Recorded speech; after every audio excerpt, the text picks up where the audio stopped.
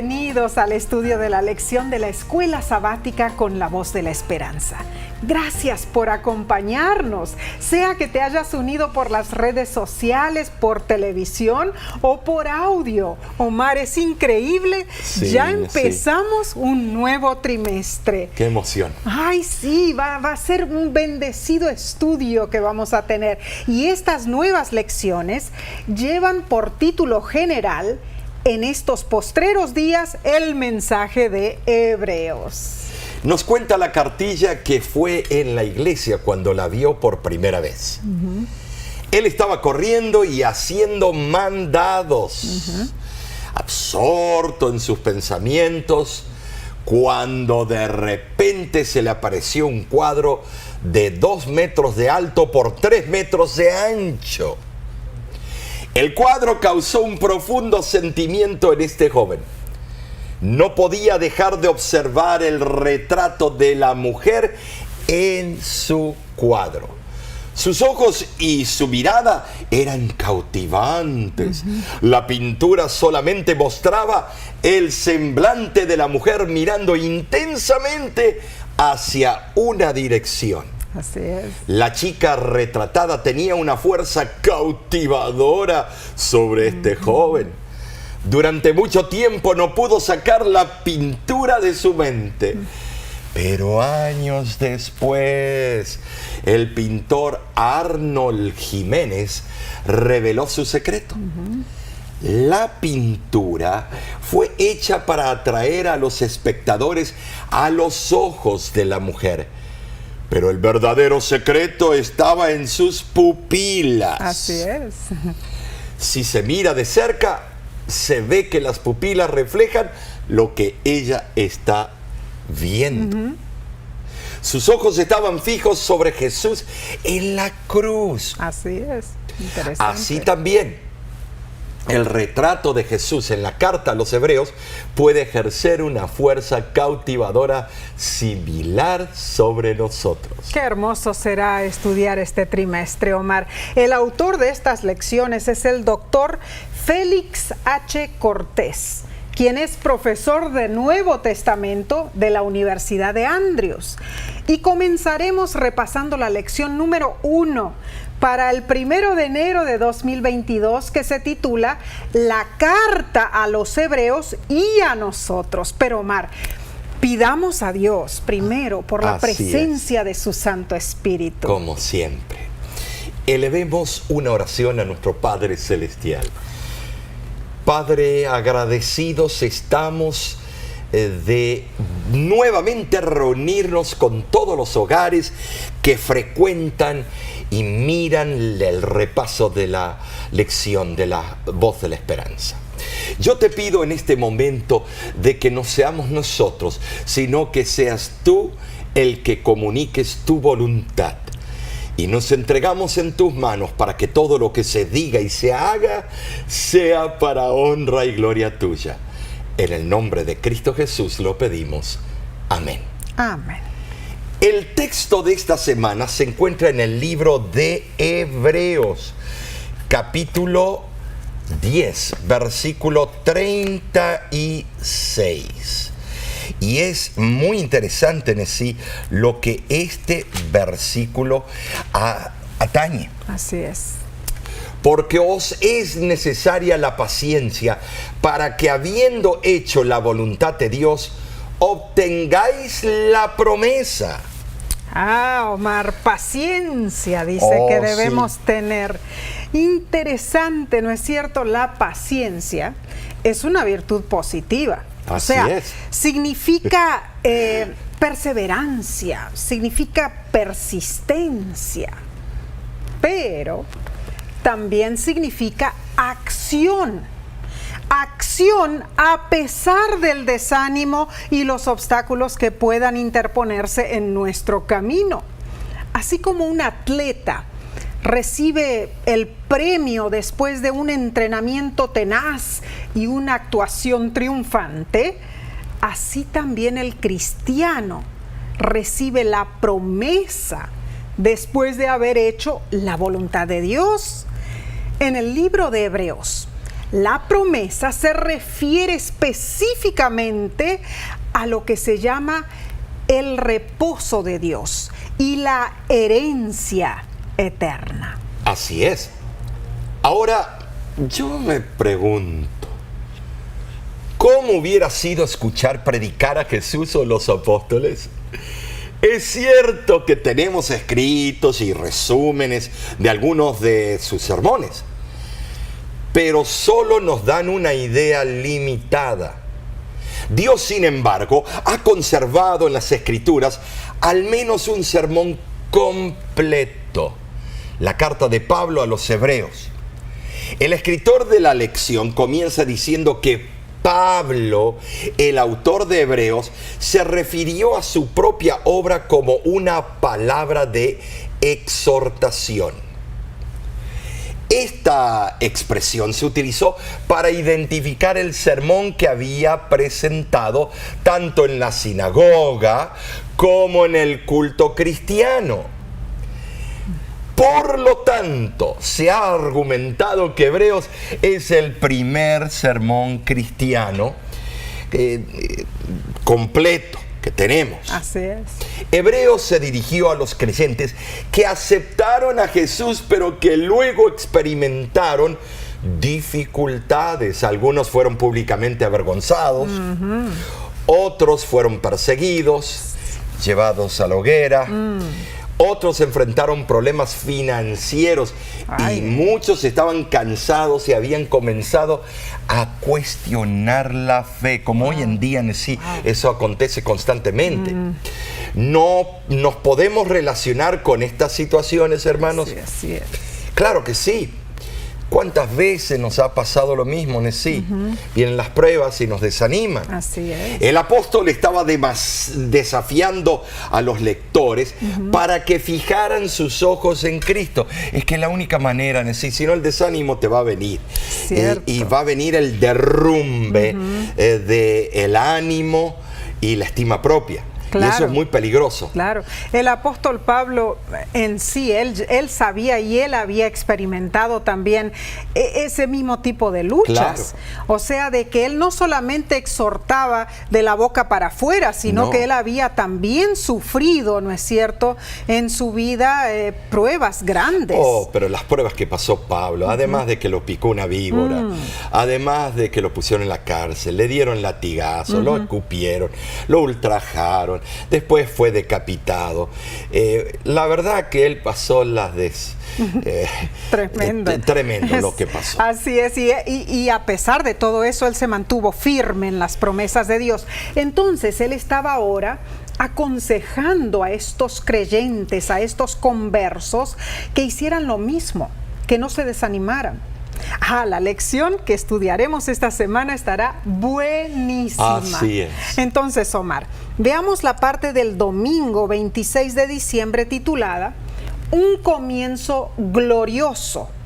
Para entender el sermón a los hebreos y aplicarlo a nosotros, primeramente debemos entender el trasfondo histórico de esa congregación y la situación que los rodeaba. Veamos en Hebreos capítulo 2, versículos 3 y 4, la experiencia de conversión de esos hebreos. Y dice: ¿cómo escaparemos nosotros si descuidamos una salvación tan grande, la cual, habiendo sido anunciada primeramente por el Señor, nos fue confirmada por los que oyeron, testificando Dios juntamente con ellos, con señales y prodigios y diversos milagros y repartimientos del Espíritu Santo, según su voluntad? Omar, aquí hay una pregunta retórica. Y sí. ¿Cómo escaparemos?, dice. Esto solo demanda una respuesta, ¿no es cierto? Claro. No escaparemos. Y el pronombre nosotros da en el texto griego aún más énfasis a la pregunta. Nosotros contrasta con los que en los días del Antiguo Testamento transgredían el código mosaico. Recordemos esto.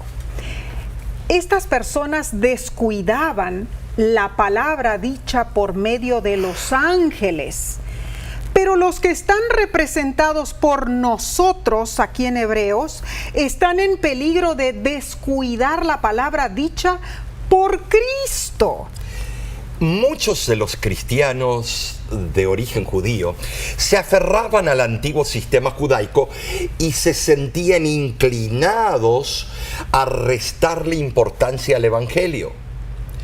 El propósito de la epístola a los hebreos era mostrar que el antiguo sistema había terminado y que la salvación solo podía encontrarse en Cristo y en el Evangelio. Esa amonestación es aplicable en cualquier tiempo. Amén. Messi. Amén. No hay escapatoria para los que decidan ignorar las exhortaciones del Evangelio. Quizá no haya un rechazo directo a Cristo, sino solo demora y negligencia. Muy cierto. Pero tal proceder está impregnado de un grave peligro. Y si se persiste en él, se llegará a la perdición eterna. Ay, ay, ay. Esto es serio, esto es serio. relevante. El apóstol usa la expresión salvación tan grande. Así es. Grande porque Dios es su autor. Gloria a Dios por Amén. eso. Grande debido a su costo. Claro. Amén. Ustedes saben que el costo fue la vida del Hijo de Dios. Así es. Grande en lo que logra, aleluya al nombre de Jehová, la renovación del cuerpo, el alma y el espíritu y el ensalzamiento de la humanidad a un lugar, bueno, sí, celestial. Alabado sea Dios. Y la gran bendición es que en contraste con la palabra dicha por medio de los ángeles, Dios en estos postreros días nos ha hablado por el Hijo. Amén. Dice el Así capítulo es. 1 de Hebreos. Esta es una referencia al mensaje proclamado por Cristo durante su ministerio Qué terrenal. hermoso, qué hermoso. Así es.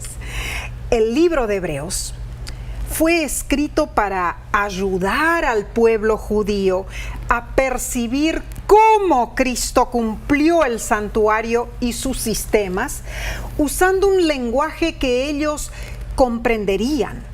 Fue para llevarlos del judaísmo al cristianismo. La venida de Cristo puso fin a la necesidad de los sistemas antiguos, rituales, porque ahora Dios se había revelado en persona. El libro de Hebreos, hermanos, fue escrito para usar las ilustraciones, esas ilustraciones antiguas, y hacerlas relevantes y aplicables al mensaje de Jesús. El tema es que los métodos antiguos no estaban mal, solo se entendían mal, y ahora habían sido reemplazados con algo más sencillo. Este es un aspecto vital de Hebreos y que todavía se aplica hoy. Nuestro sistema de adoración debe tener un impacto, debe hacernos pensar. ¿Sí? ¿Has pensado tú Muy en cierto, eso? Omar, muy cierto. Si no hay pensamiento, la adoración se convierte en una formalidad. Claro. En algo cuadrado, una ceremonia, sin contenido real. El libro de Hebreos señala la centralidad de Jesús. Amén. Y nos anima a confiar en Él hasta el fin, viendo en Él a nuestro Dios bondadoso y amoroso, quien no solo nos salva, sino que nos restaura. Hermoso, Qué hermoso, Omar, ¿no es cierto? hermoso. Sí. Maravillosa verdad. El amor de Dios es inigualable. Sus manos sostienen los mundos en el espacio, Omar. ¿Qué manos serán? ¿Cómo inmensas? imaginarnos No. tal cosa? Sus manos mantienen en su disposición ordenada y actividad incansable todo lo que existe en el universo. ¡Qué poder! Sí, a pesar de lo que digan los escépticos, es ese centro, esa energía centralizada en nuestro Dios que mantiene todo. ¡Qué tremendo! Y esas mismas fueron las manos que fueron clavadas en la cruz. Amén. Por ti, por mí, por nosotros. Gloria a Dios. Entonces, debe haber una conversión legítima en nuestro corazón. El libro deseado de toda la Tremenda gente cita la que vas a leer. dice así: mirando constantemente a Jesús con el ojo de la fe, seremos fortalecidos. Dios hará las revelaciones más preciosas a sus hijos hambrientos y sedientos. Hallarán que Cristo es un Salvador personal. Te pregunto, ¿estás tú hallando en Cristo a tu Salvador personal? Tremenda pregunta. Así como hubo una conversión entre los hebreos en el tiempo de Pablo, así también debe ocurrir hoy día. Entonces, dime, ¿cuál es la historia de tu conversión? ¿De qué manera tú has sido confirmado en tu fe? Claro en sí. tu creencia en Jesucristo como tu Salvador y Señor. Omar, siempre es bueno recordar cómo Dios obró, cómo Dios hizo todo en nuestra vida para llevarnos a Él. Hay que volver a la experiencia del primer amor. Amén. Hay que volver a enamorarse de los atributos del carácter de Cristo. Así es. Y Pablo era lo que les estaba intentando explicar a los lectores de Hebreos, ¿no es cierto? Que habían perdido su enfoque, estaban desenfocados. Bueno, por todo lo que les sucedía, lógicamente. Claro, Entonces, pero igual tenían que volver y buscar las raíces, amén, buscar la razón del existir, buscar las sabes decir, las profecías mesiánicas. Amén, claro que y sí. ver cuál era el papel real del Mesías. Y Pablo enumeró muchos puntos importantes. Sí. Por eso este estudio es sumamente, cautivante en realidad. Todo este trimestre va a ser, sabes que va a ir en forma escalonada y cada vez más profundo, más profundo, más profundo. No hay que perderse el hilo, la hilación de la temática. Y me llama la atención, Omar, porque hay muchas personas que dicen, uy, no, Pablo, es tan complicado y es muy filosófico, pero en realidad, Omar, no es así. No.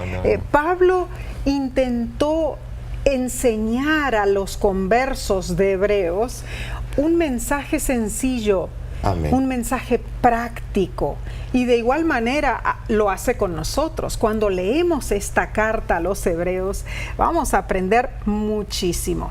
Pero Omar, seguiremos con este precioso estudio del libro de Hebreos después de un corto descanso. Volvemos enseguida, no te vayas.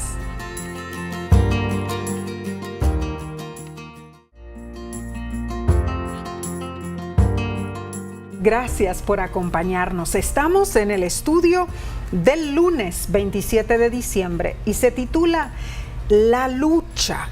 Tremendo título. La lección menciona que cuando los creyentes confesaron su fe en Cristo y se unieron a la iglesia, no a la casa a quedarse a dormir la siesta, sino a la iglesia, establecieron una marca que los distinguió del resto de la sociedad. Así fue. No una marca en la mano o en la frente como la marca de la bestia. Eso se convirtió en un conflicto, porque la sociedad de aquel tiempo pasó un juicio negativo sobre la comunidad de creyentes, y lo mismo pasa con la iglesia de Dios. Siempre juzgando. Muy cierto. Para compenetrarnos en estos eventos, ¿qué te parece, Nesí, si vamos a Hebreos capítulo 10? Aquí estoy. Hebreos capítulo 10, versículo 32 al 34. Y dice así: pero traed a memoria los días pasados en los cuales, después de haber sido iluminados, sostuvisteis gran combate de padecimientos. Por una parte, ciertamente, con vituperios y tribulaciones fuisteis hechos espectáculo. Y por otra parte, llegasteis a ser compañeros de los que estaban en una situación semejante. Porque de los presos también os compadecisteis, y el despojo de vuestros bienes sufristeis con gozo. sabiendo que tenéis en vosotros una mejor y perdurable herencia en los cielos. Al escribir el libro de Hebreos, los lectores que en primer lugar fueron tenidos en cuenta eran judíos. Como puede verse también en varios pasajes del libro de los Hechos, los judíos incrédulos persiguieron a sus hermanos en la carne, los que aceptaban el cristianismo. Aquellos a quienes se dirige el autor de Hebreos soportaron pacientemente persecuciones y penalidades en el pasado.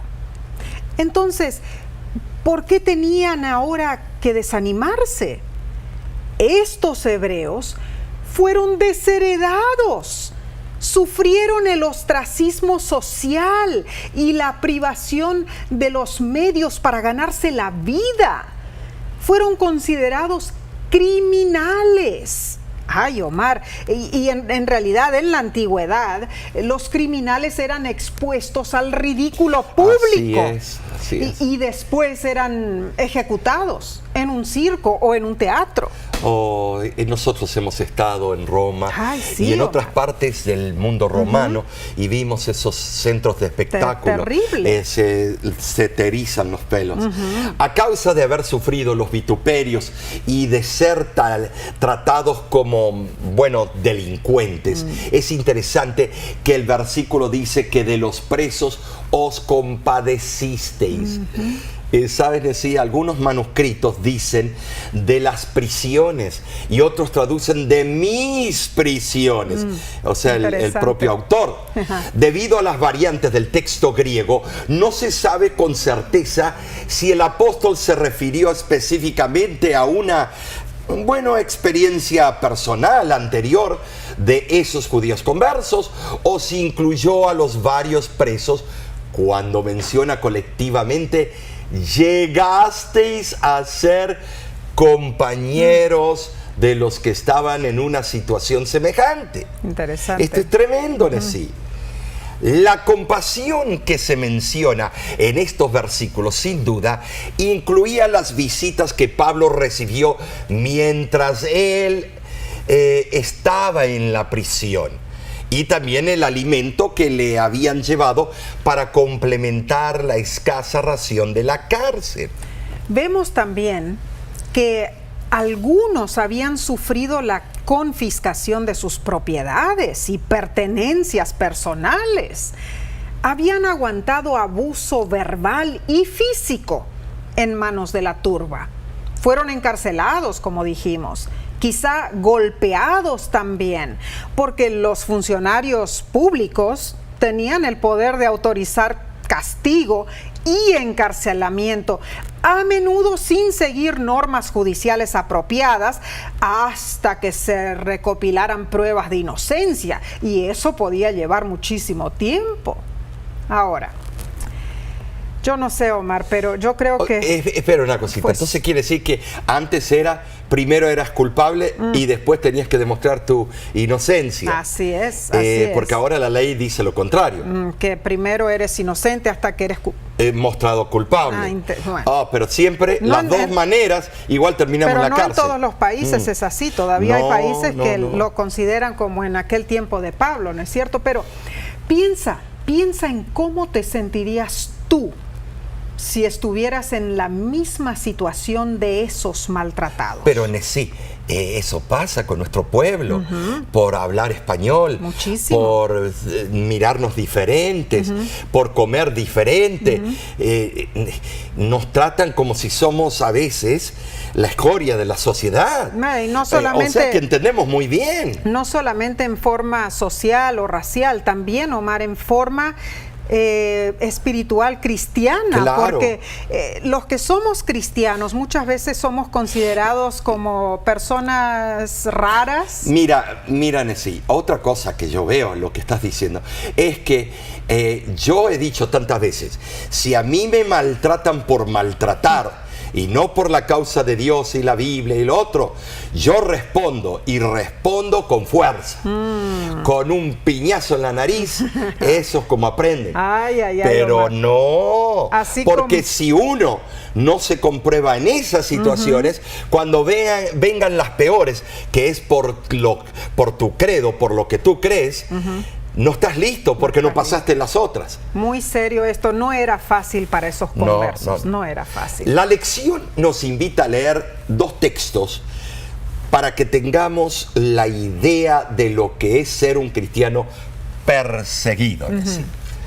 Primero leamos Hebreos capítulo 11, versículo 24 al 26. Por la fe, Moisés, hecho ya grande, rehusó llamarse hijo de la hija de Faraón, escogiendo antes de ser maltratado con el pueblo de Dios, que gozar de los deleites temporales del pecado, teniendo por mayores riquezas el vituperio de Cristo que los tesoros de todos los egipcios, porque tenía puesta la mirada en el galardón. Omar, el ejemplo de Moisés en realidad es loable, ¿no es cierto? Sí. Tenía que elegir entre el trono del imperio más grande del mundo o vincularse con una raza de esclavos. La chusma. Tremendo. Okay. Fue sometido a maltratos como caudillo del pueblo hebreo. Pero Moisés escogió un destino que muy poco le podía ofrecer en cuanto a poder terrenal y renombre. Es tremendo lo que estás diciendo, Nesí, porque Moisés, las recompensas que recibiera durante todos esos años, la única recompensa era Jehová en su corazón, porque el pueblo ingrato, cómo lo trataban. Sin embargo, él entendía la promesa del Mesías. Claro. Sabía que en la liberación del pueblo hebreo de Egipto estaba implicado más de lo que los israelitas o los egipcios podían comprender. Así es. Vio a lo lejos por la fe la venida de la simiente prometida a Abraham. Esto en realidad es impresionante. Y leamos entonces el segundo texto que menciona la lección, Primera de Pedro capítulo 4, versículos 14 y 16, que dice: si sois vituperados por el nombre de Cristo, sois bienaventurados, porque el glorioso Espíritu de Dios reposa sobre vosotros. Ciertamente de parte de ellos Él es blasfemado, pero por vosotros es glorificado. Pero si alguno padece como cristiano, no se avergüence, sino glorifique a Dios por ello. Ser vituperados por Cristo significa identificarnos con Cristo y soportar el abuso que esto implica.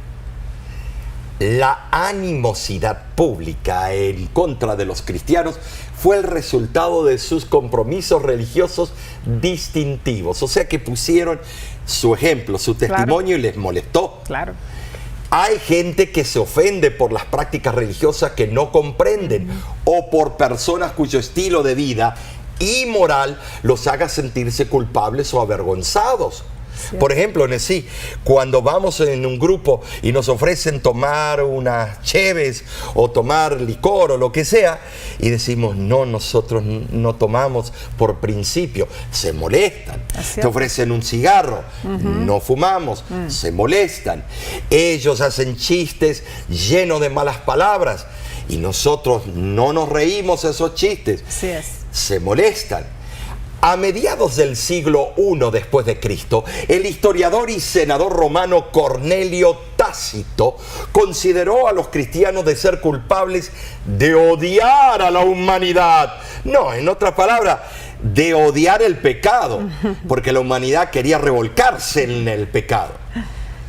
Cual sea la razón de ese cargo, ciertamente falso, muchos cristianos primitivos, como los que habían recibido esta carta de Pablo, estaban sufriendo por su fe.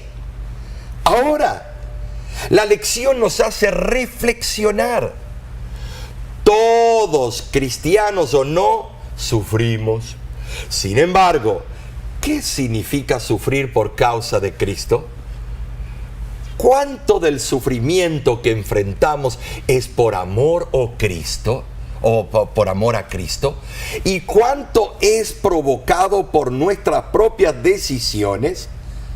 Ay, demasiadas personas caminan cerca del borde del precipicio, viven en la oscuridad y luego culpan a Dios por su sufrimiento.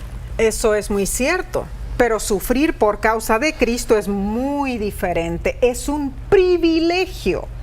Filipenses 1:29 dice, porque a vosotros os es concedido a causa de Cristo, no solo que creáis en Él, sino también que padezcáis por Él. Pensemos en esto. Jesús sufrió por ti, por mí, insultos, calumnias, desprecios. Él sufrió el peso de nuestros pecados. Ese fue el mayor sufrimiento. El santo, convirtiéndose en pecado por amor. A nosotros se nos concedió creer en Él, pero también padecer por su nombre. ¿Alguna vez le has agradecido a Dios porque te dio el privilegio de sufrir por Él?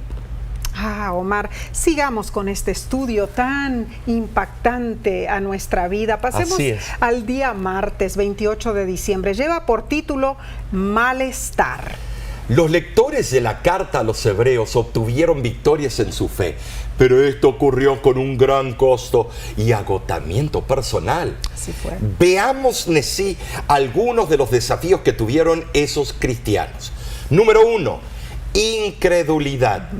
Número 2, corazones endurecidos. Número 3, falta de confianza. Número 4, desánimo. Número 5, avaricia. Número 6, matrimonios decimados. Número 7, falta de hospitalidad. Y número 8, algunos descuidaron congregarse en comunión con Dios. Ellos estaban cansados y pudieron fácilmente desmayar o desanimar. Esto es muy cierto.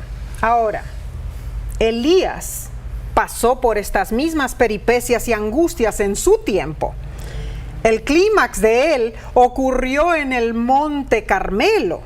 Fueron tantas las pruebas, persecución, amenaza de muerte, agotamiento, depresión, que el profeta se desanimó, olvidó a Dios y huyó a las cuevas del monte Horeb. Es que hay un límite para lo que los seres humanos pueden tolerar. Por esta razón, debemos confiar en Dios. Él es el único que no falla y está dispuesto a ayudarnos en tiempos de crisis. Omar, yo recuerdo cuando mi papá sufrió el terrible accidente. En ese tiempo mi mamá y él vivían con mi hermano en el estado de Maryland, en Estados Unidos. Y mi papá era radioaficionado. Tenía su equipo transceptor de HF y consiguió una tremenda antena que era bastante alta, ¿no? Sí, de unos 25 pies. Así era. Y para instalarla, subió con mi hermano al techo de la casa. Pero en el momento menos esperado, los tornillos que anclaban la antena se aflojaron y todo se desplomó al terreno de atrás de la casa. Mi papá fue el primero en caer. La antena cayó sobre él y encima mi hermano. Mi pobre padre no se pudo levantar. Lo llevaron a emergencia y resultó tener múltiples fracturas en su cadera, en sus pies, etc. Pasó por muchas intervenciones médicas y quirúrgicas, largas semanas internado en el hospital, dolor insoportable. Hinchazón. Horrible. Fue durísima prueba para él. Y en los momentos más oscuros y de más desesperación, él buscaba solaz en la ayuda divina.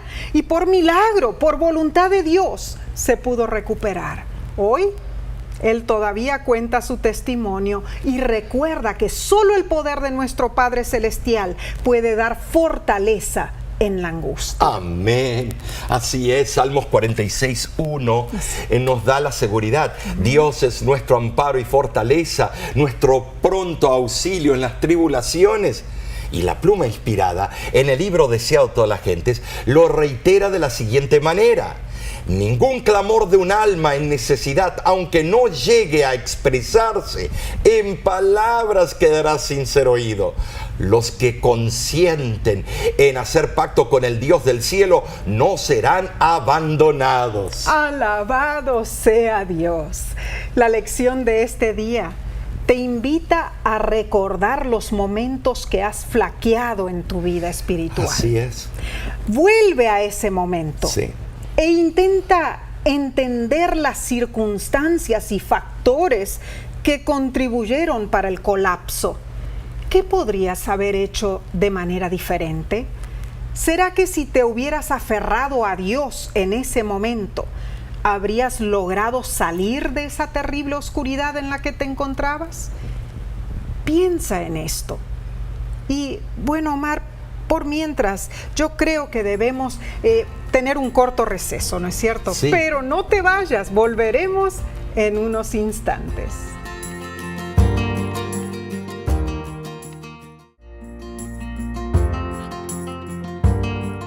Nos alegra sobremanera que nos acompañes para estudiar las Santas Escrituras. Pasemos a la lección del miércoles 29 de diciembre titulada Avanzar juntos. En Primera de Reyes, capítulo 19, versículos del 5 al 18, nos preguntamos, ¿qué hizo Dios para restaurar la fe de Elías?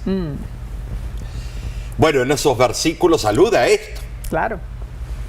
Nos cuenta el relato bíblico que mientras el profeta dormía, una mano lo tocó y lo saludó con una voz agradable. Antes quisiera recordarte, Nessie, que la hermana White, cuando venía su ángel, le tocaba el dedo gordo del pie derecho, ¿cierto? Increíble. Le tocaba, sí. y la despertaba en la noche y le decía, levántate y escribe. Era un ángel de Dios. Había traído alimento para suplir las necesidades de su organismo y ayudar a que su alma se reanimara. En verdad, es maravilloso lo que puede hacer el alimento para reconfortar el ánimo decaído de una persona y para devolverle el valor. Había sabiduría divina en la sencilla forma en que Dios trató al profeta cansado y exhausto. Dice en Primera de Reyes, capítulo 19, versículo 6, que a la cabecera de Elías había una torta cocida sobre las ascuas y una vasija de agua. ¡Ah! ¡Qué privilegio el de Elías! Espera una cosa, Nessie.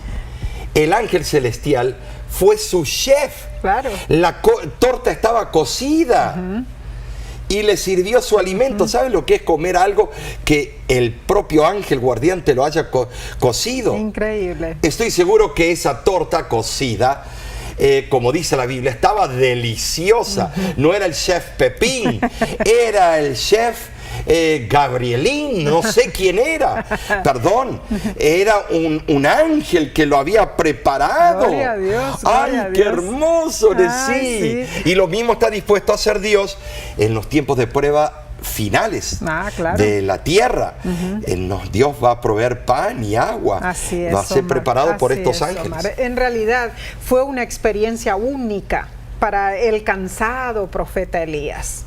Ahora, pensemos en esto. Regresar a su casa, Omar, habría sido mucho más corto que el camino que Elías había decidido tomar. Pero pongamos atención en esto. Dios no lo regañó, o sea, Dios no reconvino al profeta, ni le ordenó que volviera. No. Ese viaje no había sido ordenado por el Señor, sino por Elías. Sin embargo, los ángeles de Dios no abandonaron al profeta, por el contrario, lo ayudaron en su camino. Qué interesante. Es cierto. Aunque Elías había cometido un error, tomando una decisión personal, el Señor no lo rechazó. sino que procuró que recobrara la confianza. ¿Para qué? Para poder llevar a cabo su valiente obra para Dios. ¿Te das cuenta de sí? Sí había cometido errores, pero Dios revisa el móvil de tu error. Así es. ¿Por qué lo había hecho? No para maltratar el nombre de Dios, no para maltratar a alguien, no para maltratarse a sí mismo, sino el desánimo. Y Dios no vino con una vara y le dio por la torre. No le dijo, es por tu culpa que estás así. Por tu culpa que estás así. No, porque cada vez que cometemos errores, Él ve el móvil detrás del error. Claro, si fue por rebeldía o por nada más, por ímpetu, por la pasión. Es cierto. La sabiduría divina es inconmensurable. Lo que más necesitaba Elías era una nueva visión del poder celestial. Amén, amén. Y una comprensión de su propia debilidad. Aquí Elías debía entender un nuevo concepto de Dios. ¿Saben? Sí, cuenta la Biblia que cuando Elías salió de la cueva, una tormenta barrió la montaña. Wow. Nosotros hemos estado en esa montaña. Bueno, supuestamente dicen que esa es la montaña de aquel entonces. Y un terremoto sacudió la tierra. Wow. Todo parecía agitarse, los cielos ardían y la tierra fue conmovida por fuerzas que estaban prontas para destruirla. Todo eso concordaba con el desesperado espíritu del profeta. Claro que sí. Él vio todas esas pruebas, pero Dios lo sorprendió, Dios lo tuvo que sorprender. Porque lo que necesitaba aprender Elías era que aunque esas fuerzas de la naturaleza fueran poderosas, imponentes, por sí mismas no correspondían con un cuadro fiel del Espíritu de Dios. No.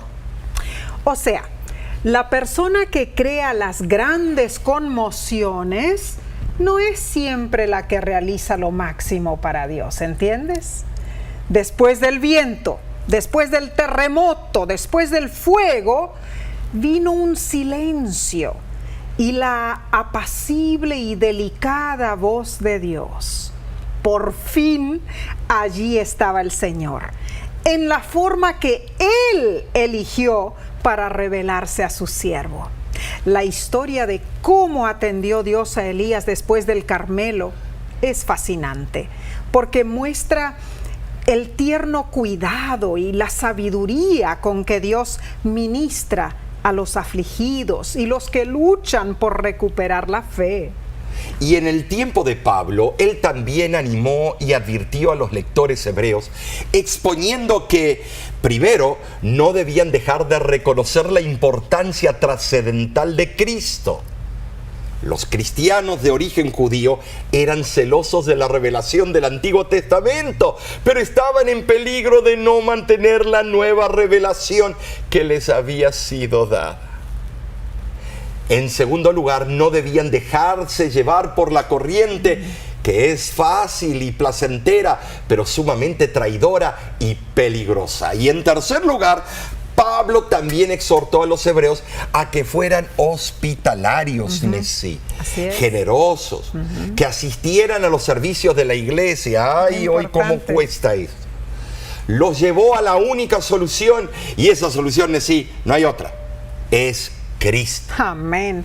En resumen, Pablo sugirió que avanzaran juntos, que se animaran mutuamente y se demostraran amor y buenas obras. Interesante que Pablo no olvidó exaltar a Jesús y su ministerio en el santuario celestial en favor de ellos. Entonces, Omar, ¿qué te parece si vamos al estudio del jueves, fascinante, 30 de diciembre, titulado En estos postreros días? El estudio de este día recalca cómo Pablo presenta el factor tiempo. Número 1, Hebreos 1:2 menciona últimos días. Número 2, Hebreos 10, del 36 al 38, asegura que las promesas serán cumplidas. Amén. Y número 3, Hebreos 10:39 explica que habrá peligros antes que se cumplan las promesas. Interesante. Tremendo esto. Así es, Omar. Pablo registró urgencia en su exhortación. Él comparó a sus lectores con aquella generación de israelitas que estaban por entrar a la tierra prometida. Y les recordó que faltaba poco tiempo. Hebreos 10:37 dice: porque aún un poquito, y el que ha de venir vendrá y no tardará. Así es. Pablo advirtió a sus lectores contra los pecados del antiguo Israel. Les exhortó a mantenerse firmes en su fe. Hebreos 10:23 y Hebreos 12 del 1 al 2 así lo afirma. Pablo dijo que hay razones suficientes para que nos preparemos para el tiempo en que vivimos. En primer lugar, la palabra de Dios discierne los pensamientos del hombre y nada está oculto para Dios. Número 2, tenemos un sumo sacerdote compasivo que simpatiza con nosotros y sufrió nuestros problemas. Cristo, como nuestro sumo sacerdote, es el tema de Hebreos. Presenta a Cristo en esa función. Luego desarrolla el concepto de nuestra necesidad de su ministerio en los atrios celestiales y la experiencia del reposo que alcanzamos al apropiarnos de ese ministerio. Ahora, Omar, los capítulos 5 al 10 de Hebreos Tremendo.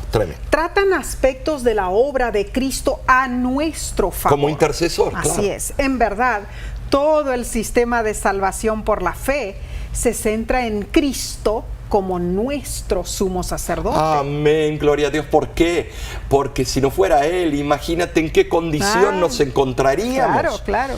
Y si Cristo es digno de nuestra fe y confianza, no debemos permitir que nada se interponga entre Él y nosotros. Así es. Jesús simpatiza con el cristiano sincero que enfrenta dificultades como tú y yo, porque Él sufrió en su naturaleza humana las debilidades inherentes al género humano, Claro. aunque Él nunca pecó en sí, Amén. nunca. Gloria a Dios. Uno de los propósitos de la encarnación fue que la deidad se acercara a la humanidad para experimentar sus impotencias.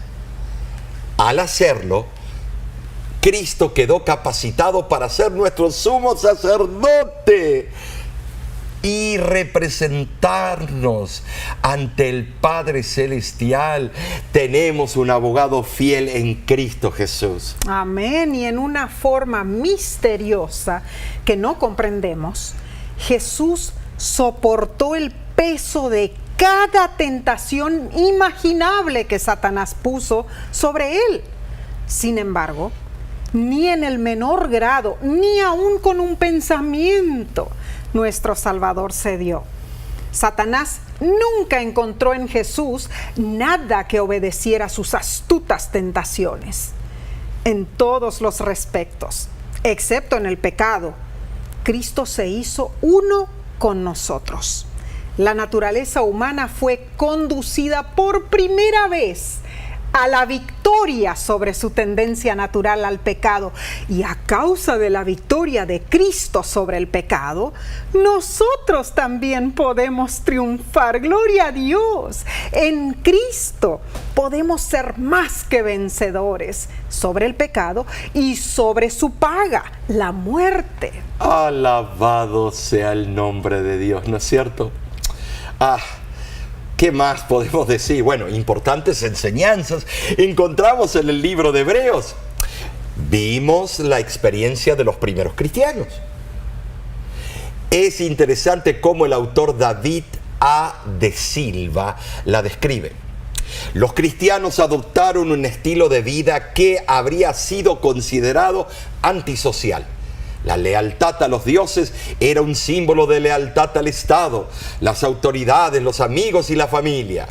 El culto a las deidades era una especie de símbolo de la dedicación a las relaciones que mantenían la sociedad estable y próspera. Absteniéndose de eso, los cristianos, como los judíos, eran considerados con sospecha de ser posibles infractores de las leyes. Por eso fueron marginados, hermanos. Pero el libro Profetas y Reyes añade una hermosa promesa y dice: Para los desanimados hay un remedio seguro: fe, oración, trabajo. ¿Estás tentado a ceder ante sentimientos de ansiedad o de abatimiento absoluto? En los días más oscuros, cuando las apariencias parecen más amenazadoras, no temas. Ten fe en Dios. Él conoce tu necesidad. Él tiene todo el poder. Su infinito amor y compasión nunca se cansan. No temas que no pueda cumplir su promesa. Hermosa y bendecida cita, ¿no es cierto, Omar? Así es, sí, yo te digo, esta autora tiene una percepción, una visión, fue privilegiada. Así es. Pablo, en verdad, anhelaba que sus lectores alcanzaran madurez cristiana, que cada don, facultad y tendencia estuvieran en su debido lugar o dimensión. Claro. Deseaba que la iglesia en sí se unificara en amor. Amén. Que los conversos funcionaran bajo la dirección del Espíritu de Dios. Así es, Omar. ¡Qué maravilla! Ahora hay algo que debemos mencionar y muy importante porque tenemos que estudiar esto. Pablo dijo en su tiempo esto, Omar: estamos en los últimos días. En su tiempo lo dijo. ¿Cómo pudo él decir eso si la venida de Cristo no ha ocurrido en más de 2000 años, Omar? Bueno, esa es la excusa que todos ponen. Me la dieron ahora en la última campaña, ¿te acuerdas del Señor? Tremendo. Siempre dicen que va a venir y no viene, ¿te acuerdas? Y tuvimos ahí una discusión y tuve que demostrarle con la Biblia. Tremendo. Juan 11 registra que la muerte es como un sueño. Nos dice la lección, ¿sí? Considerando nuestra comprensión del estado de los muertos y que tan pronto como cerramos los ojos en la muerte, la próxima cosa que sabremos es la segunda venida de Cristo. ¿Por qué podemos decir que todas las personas han vivido en los últimos días? Por eso, porque es un abrir y cerrar de ojos. Interesante modo de verlo. El lapso entre la muerte y la resurrección está descrito en la Biblia como un sueño, un abrir y cerrar de ojos, en un instante. No hay conciencia de lo que está sucediendo, ni del tiempo que pasa. Claro que no. Es así.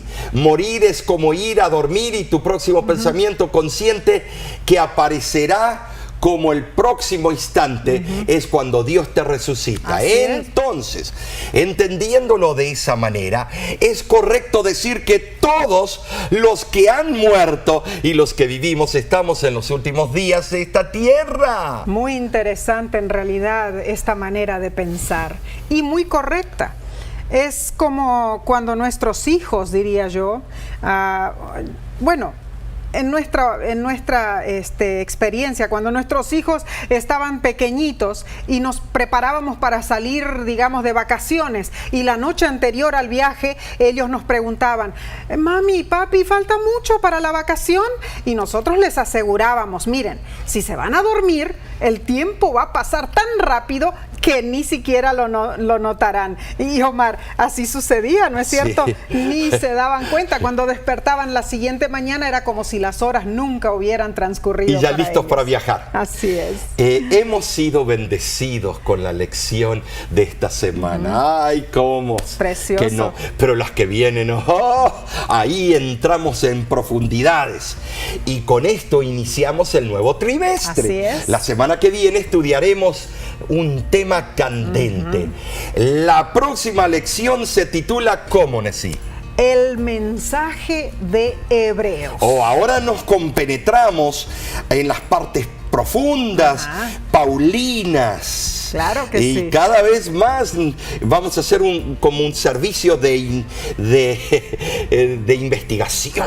Porque este no es un estudio superficial. No. Tenemos que estudiar en oración. Por eso te invitamos que te unas con la voz de la esperanza, porque nos gusta estudiar las cosas minuciosas. Amén. Y te invitamos que te unas con nosotros en la plataforma que utilizas. Invita a otros que se suscriban o registren en nuestra plataforma de YouTube. También También claro todas las otras plataformas como Facebook. Facebook y todas las otras, y también por los canales de televisión. Claro. Comparte estas lecciones con tu familia, con tus amigos. Así es, Omar. En realidad, yo creo que vamos a aprender muchísimo. Y vamos en realidad a entender un poquitito quizá de lo que Pablo quería que su congregación, que sus hermanos entendieran, ¿no es cierto? Y te decimos, es un gusto estudiar con ustedes. Y ustedes dicen, pero usted no me conoce. Claro, cuando ustedes hacen el chat, cuando ustedes se comunican con nosotros, nos expresan sus comentarios, es hermoso porque los empezamos a conocer y ustedes a nosotros. Así es. De nuestra parte te decimos a ti, que Dios te bendiga y te guarde. te esperamos la próxima semana.